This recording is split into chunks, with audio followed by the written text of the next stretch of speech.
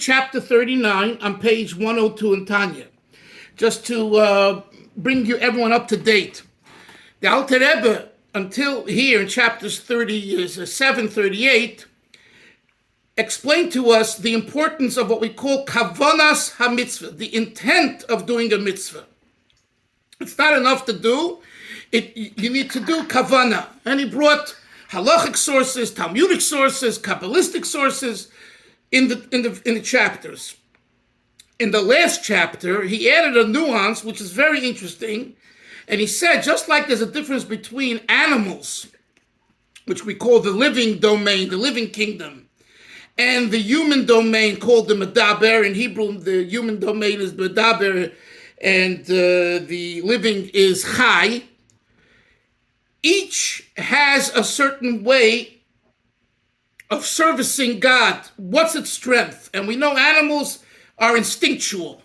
They do have some form of intellect, but their intellect is subordinate to their midos, to their emotions. Their intellect is just there to justify what they want to do.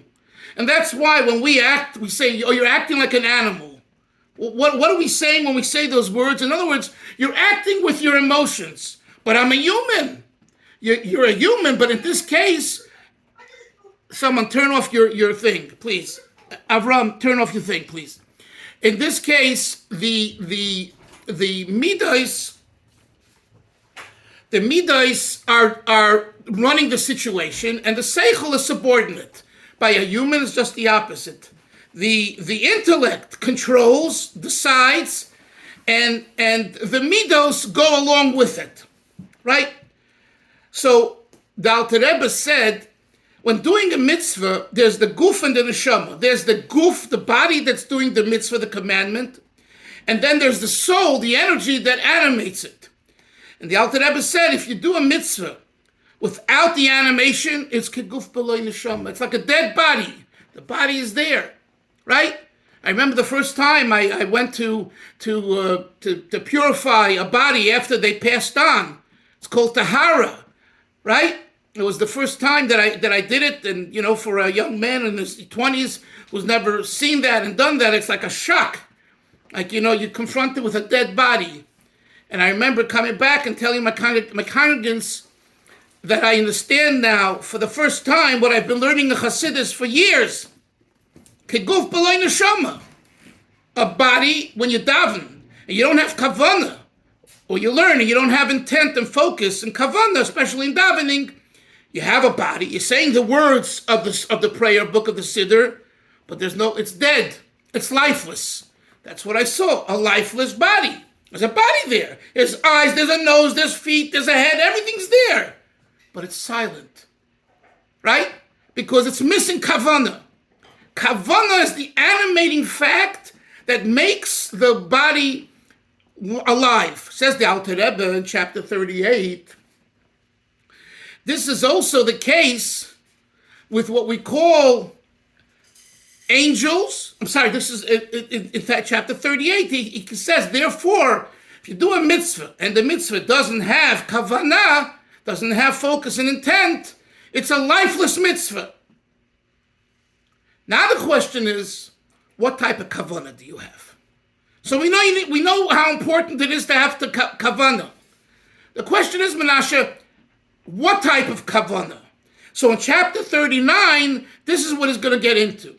He's going to go into a kind of something that seems very foreign from what we're learning here in Tanya. It seems like more Kabbalistic, and Chassidus is not Kabbalah. It has Kabbalistic ideas and words, but it's not Kabbalah. But by understanding this well, you'll understand that this is relevant. And what does he say? I'll just say it outside, and then we'll learn it inside. He basically says that angels, malachim,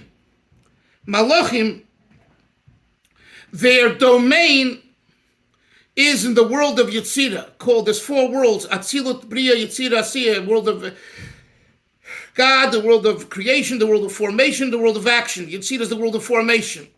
He says the Mother HaMalachim, the place of angels, is in Yetzirah. Yetzirah is an expression of emotions. Yetzirah is the emotional world.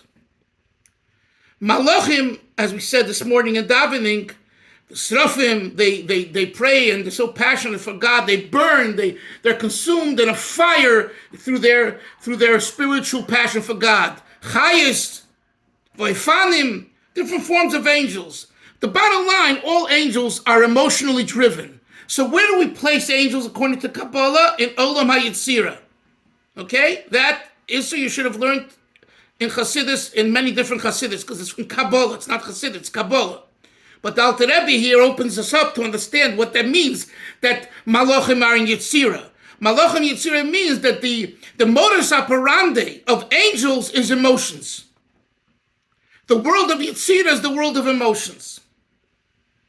Okay. Says the Alter Rebbe, there are two forms of serving God with kavanah. One is a natural hidden love that every person has for Hashem, for God, and therefore serves God with a natural love. That's what we call Ava Tivis. Ava means love, Tivis natural love. The other one is Ava Sichlis, an intellectual love.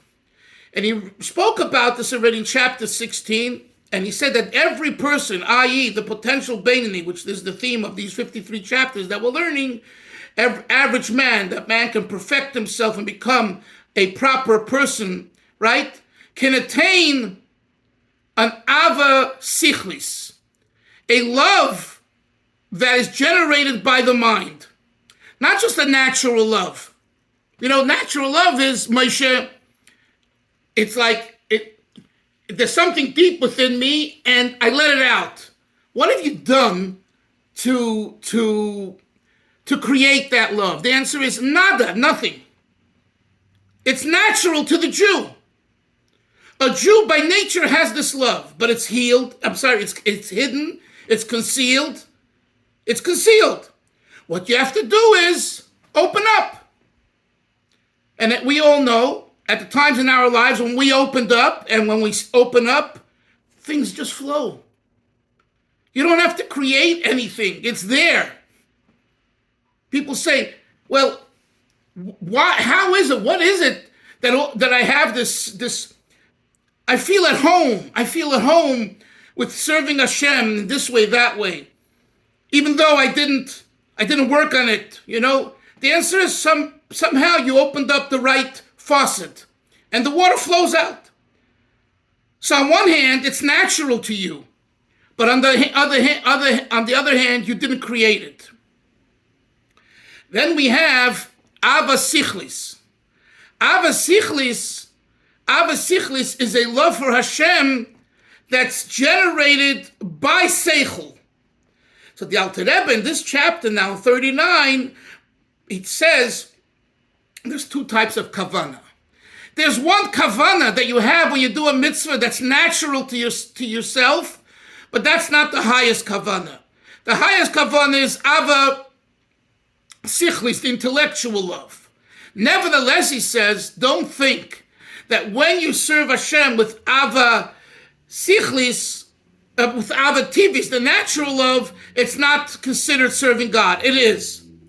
And what we walk away with is, therefore, we Beinoni, even if we're striking out on the higher level of kavanah, as long as we have the second level of kavanah that's more natural to us, when we open up the right button, the right channel, the right faucet, that's also adequate. That's basically the trajectory of this chapter, even though it's 2.5, 3 pages, very long. So now let's read the words inside. Perek Lamed, chapter 39, towards the bottom of 102. And because of this, because of what we discussed before, that there is the guf and the neshama, gamke nikroyim hamalochem, therefore angels are also called b'shem chayas u'behemus. How do we know, Moshe? Kiddusiv, and we say this in the Haftarah, Pnei Aryeh el Yamin, the face of the lion is to the right. Right? From the Nevuas Yecheskel's Ezekiel's prophecy. The face of the Aryeh is to the right. The face of the Shor, the ox, is to the left. That prophecy. What Yecheskel sees, there's the throne and the Adam Yoshev al Kisei, right? That whole vision. So what do we see over there? Upnei Aryeh, the face of a lion to the right.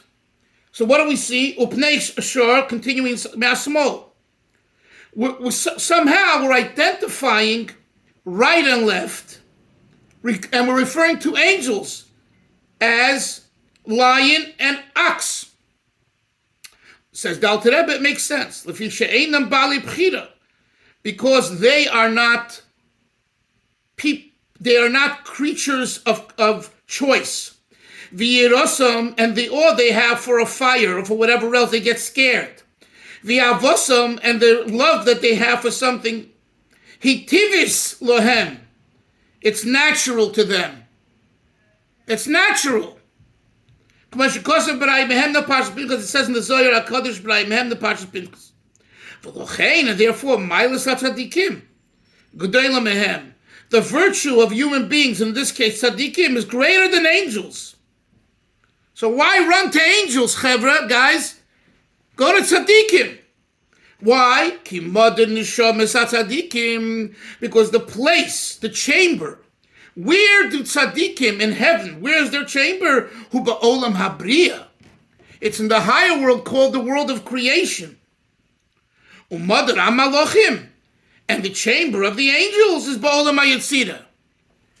So Avram, people go around on their lapel with these pins, my angel, right? Fool! Angels are good, but you got a soul. Souls are higher.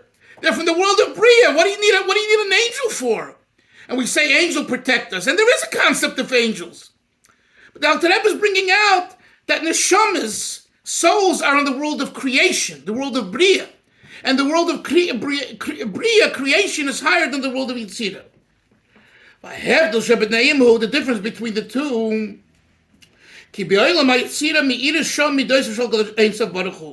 what illuminates, what shines in the world of formation? God's attributes. We're going on to the next page, Nun Beis. Levadon, that's it. You don't get more than God's attributes. Shein avosai, God's love, upachtoi, v'yirosai, his tremble, his fear. Great, but that's all you get there, emotions. It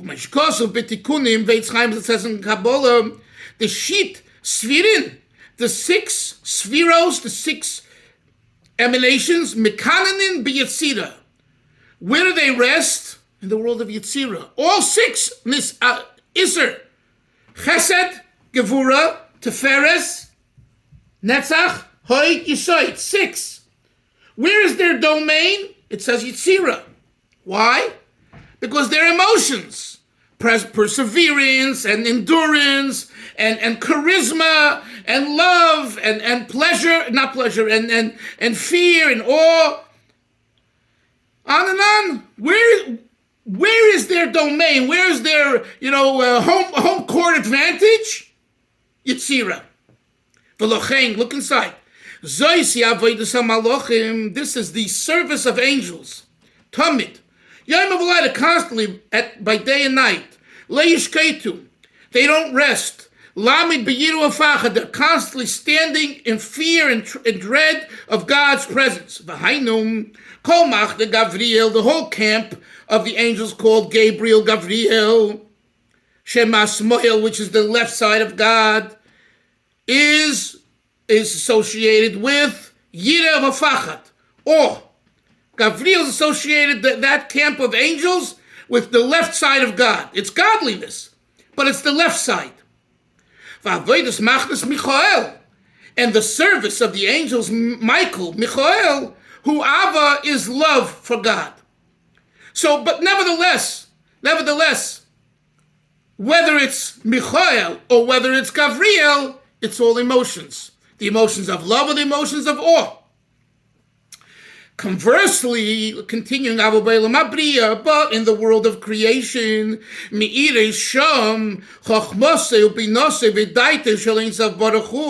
what shines there? What illuminates the world of creation, Isser? God's wisdom, Chochmah, Ubinosei, and God's Bina, V'daitai, and God's Das. That's Chochmah, Bina, Das, Moshe. You see, Chochmasei, Binosei, V'daitai, Chabad, Chochmah, Bina, Das. In the world of Bria, what is the shining force, the animating force, Chabad. Moshe Myers, Chabad. Not emotions. Emotions is the world of angels. So pick your choice. You want to be an angel or you want to be a soul? I want to be a soul. You know? We all have souls. Question is, what do we want to live with? With the soul animation or with the angel animation? So the Alter Rebbe is explaining to us here that that angels are great. And there's the camp of Michael and the camp of Gavriel. And we need them at times. But just know it's the world of formation. It's Yitzira. It's a lower world. In other words, what we have from all this as well is that just being emotional in your service of God is an angel-like response. Using your intelligence to dictate the emotions is a soul-like response from the world of Bria, which is higher than the world of Yetzirah. That's what the summary. Moshe always talks about the practicality of what we're learning. That's the practicality. It's not a put down to angels, believe me. But just know that if I can identify with neshama energy, you have a higher energy. Why do you have higher energy? Not just because this is Bria and this is Yetzirah and one goes higher than the other. That's a technicality. That's what I call the pipelines of Kabbalah. You know, do you put in the pipe to A or pipe to B? You know, what side of the battery is it, plus or minus? Okay, the technicalities you know from learning Kabbalah and understanding it, and you can know the technicalities. We're talking about in concept, an idea. What is Yetzirah? What is Bria? What are angels, malachim? And what are souls? Let's continue.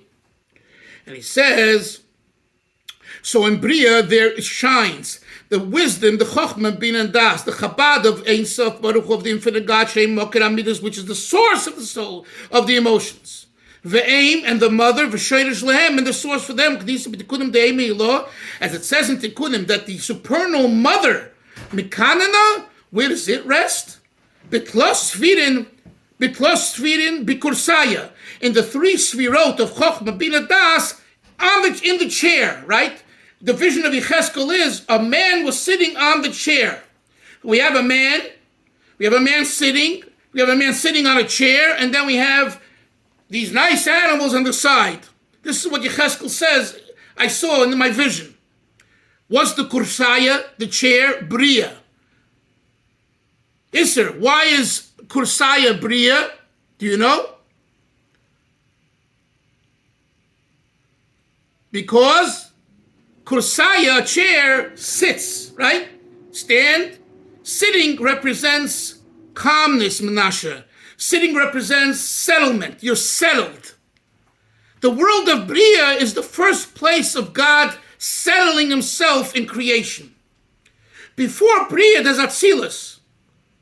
Atzilus is the world of emanation.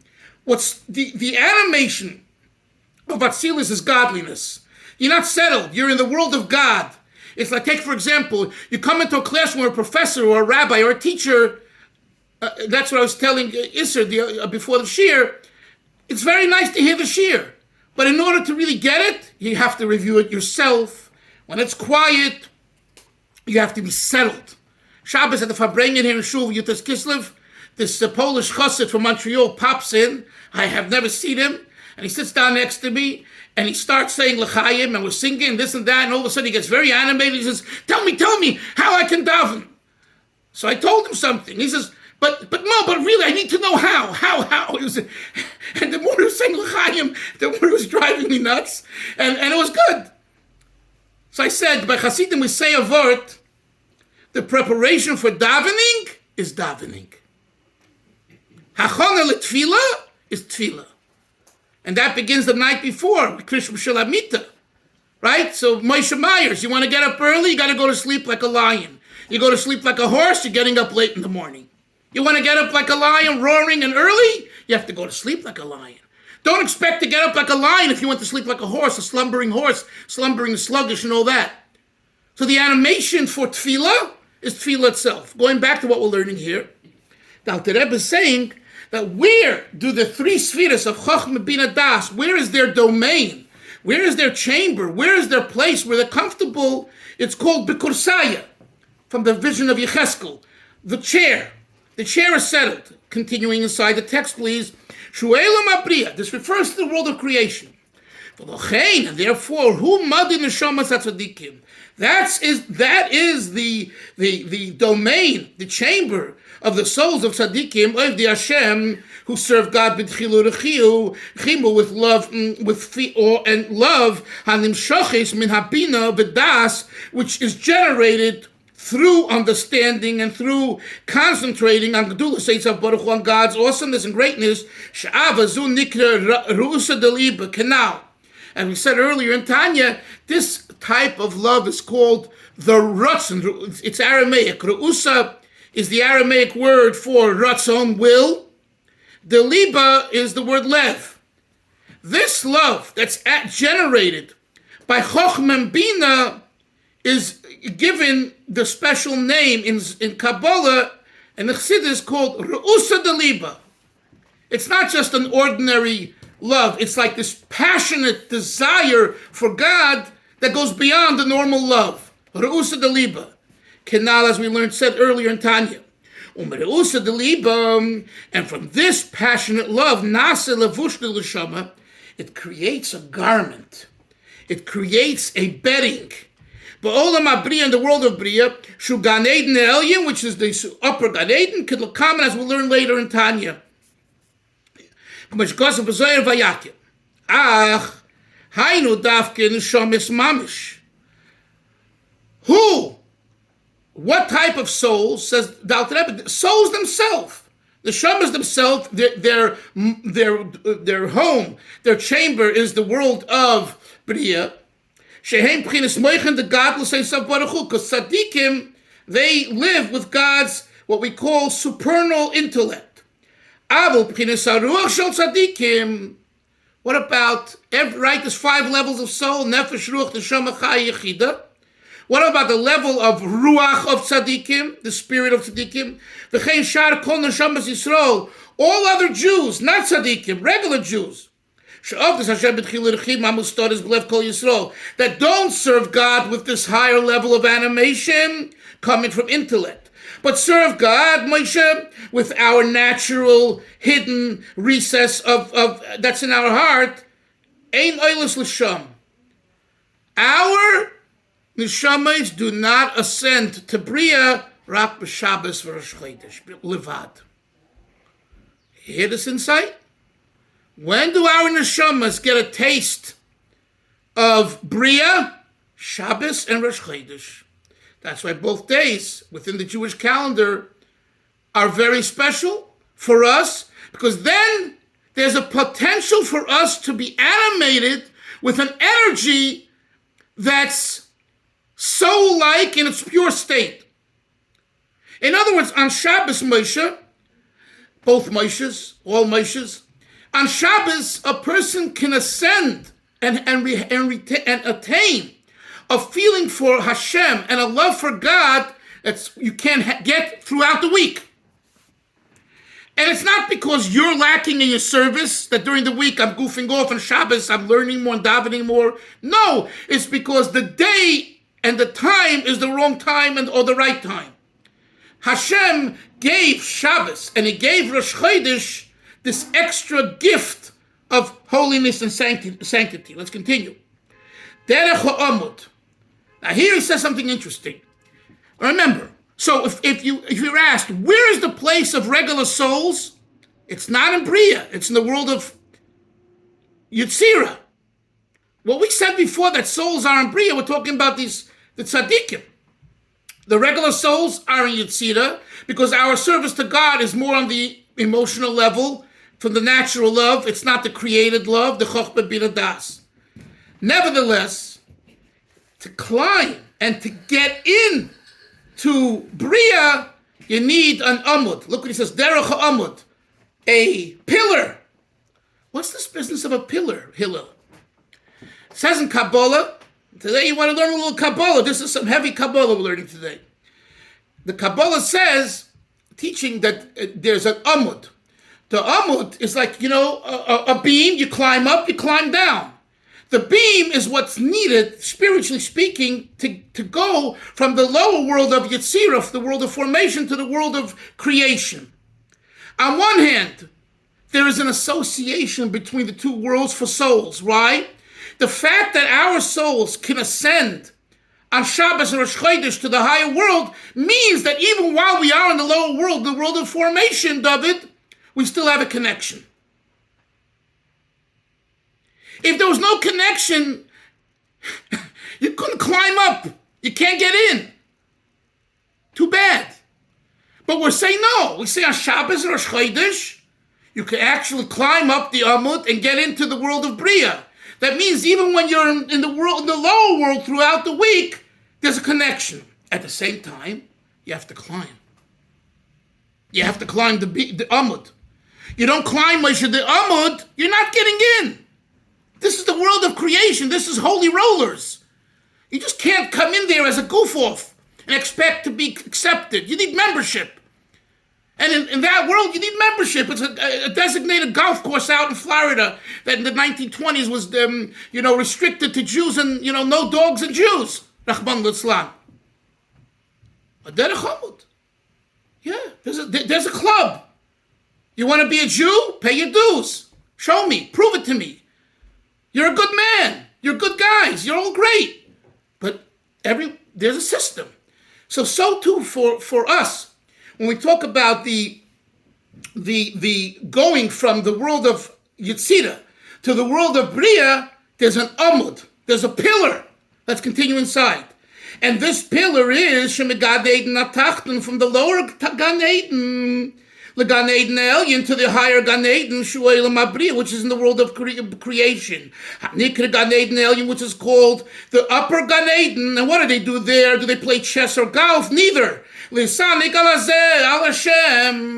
have pleasure for God. They lose their everything's about God, godly pleasure. Just like we have pleasure when we eat and sleep, etc., etc., they have God. That's the world of Bria. When's the last time you found a person that is salivating and just like learning a piece of Gemara or a piece of Chassidus or doing a mitzvah, and you say, wow, this person loves God so much, more than he eats and more than he sleeps. But he sleeps and he eats. But here, he's totally lihisanik. V'leonis, and he has pleasure, misiv hashchina, from the ray of the Shechina. Ki ein hano v'taynu l'seichel nivra. I want you to look at these words. Underline. There is no pleasure, and there's no satisfaction, and there's no pleasure. L'seichel nivra. To the human mind, only what he comprehends with his mind, based on the ability of what he's able to comprehend of God.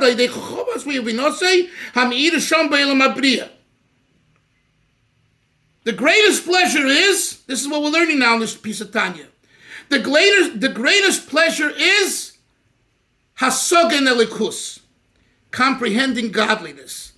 In other words, if we had it our way, we would be sitting and basking in understanding more about Hashem. That's it. That would be the greatest pleasure. Your body would be just floating. You wouldn't need to eat. I told you the story, Rabbi Hirschsprung of Montreal, the chief rabbi. It's Tisha B'Av. He didn't eat all day. His wife says, Pinchas, his name was Pinchas. Pinchas, Kim Shenahaim, come home. It's an hour after Tisha B'Av. Everyone left the shul. And he's learning his Gemara. He says to his wife, a day that you didn't learn your Shiurim, because you're not allowed to learn before Chatzos, before midday.